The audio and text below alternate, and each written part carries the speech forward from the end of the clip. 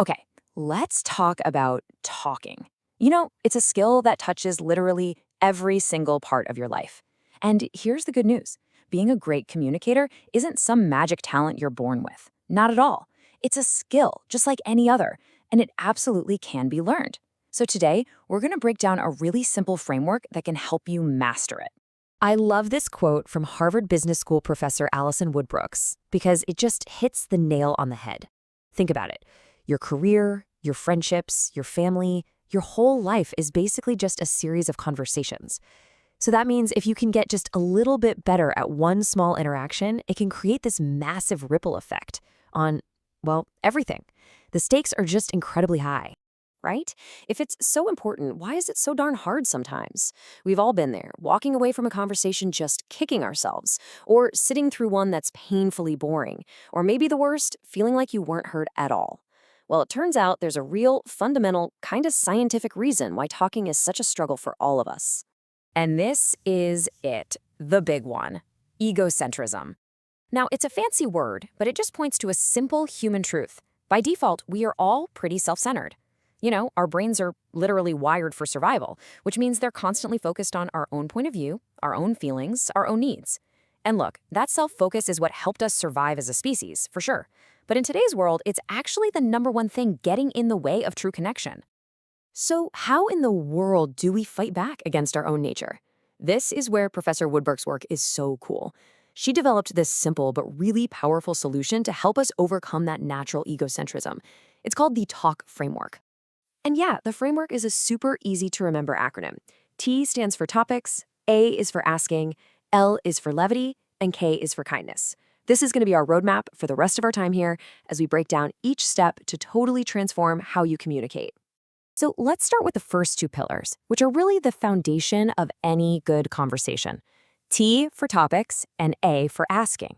This is all about what we actually choose to talk about and, more importantly, how we learn from the other person. This right here shows a huge mistake that almost all of us make. I mean, think about getting ready for a first date. We can spend hours on how we look, right? But the research shows that only about 10% of people spend any time at all thinking about what they'll actually say. And here's the crazy part. Just 30 seconds of topic prep, just thinking of one interesting thing to talk about, makes conversations way more enjoyable for everybody involved. And that leads us perfectly to the second pillar, A, for asking. This quote really says it all. If you want to be an interesting person, you have to start by being an interested person. Asking questions is the ultimate conversational superpower. It's the one tool that shifts the spotlight from you onto them, and it actively fights back against that egocentrism we all have. So why do we all know those people who never seem to ask a single question? The zero questioners, right? It's so easy to just assume they're rude or not interested in us. But the research actually suggests a much kinder explanation. A lot of the time, it's not disinterest at all. It's just that they're wrapped up in their own thoughts, or they're afraid of being too nosy, or maybe they're worried they'll look dumb by asking something they feel like they should already know. Okay, let's move on to the last two letters. L for levity and K for kindness. These are the elements that don't just make a conversation work. They add that sparkle and build the trust you need for a real connection. Levity is basically the antidote to boredom, which is like the quiet killer of conversations. But how you use it, especially humor, really, really matters. Let's take self-deprecating humor. For someone who's already seen as high status, like a respected leader, it works wonders. It makes them seem human and confident. But for someone who's seen as low status in that conversation, it can be pretty risky. It might accidentally just confirm that they're, well, not that competent. And when we say status, let's be super clear. This isn't about your job title or how much money you have. It's simply about the amount of respect you have in that one specific moment, in that one conversation. And the best part is that status is totally fluid. It can change from topic to topic. So if you're in a conversation where you feel kind of low status because you don't know the subject, asking smart questions is an amazing way to contribute and actually raise your status. Which brings us to our final letter, K for kindness. And the absolute heart of kindness in any conversation is listening. But as Professor Woodbrooks explains, it's not a passive thing you just do.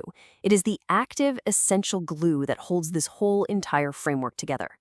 So true listening is actually a three-step process. First, it starts with the physical act of hearing and seeing.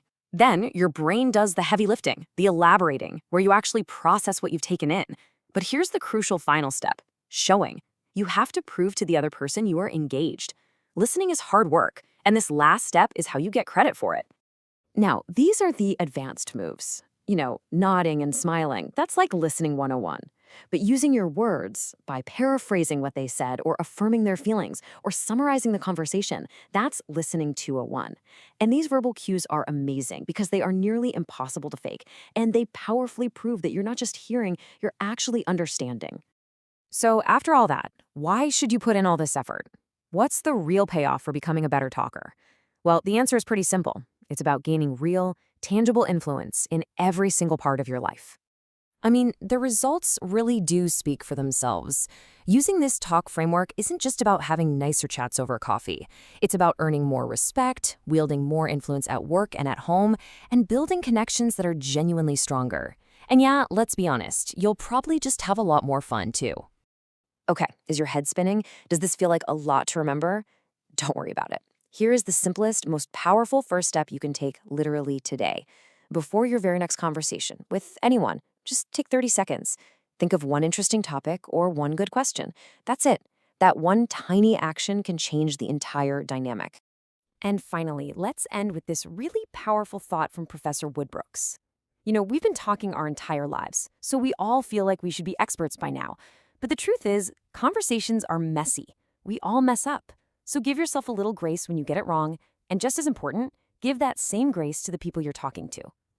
So as we wrap up, I'll just leave you with this question to chew on. This knowledge is only powerful if you actually use it. So who is the one person in your life that you'll make a real effort to try these techniques with first? Because that is where the real change begins.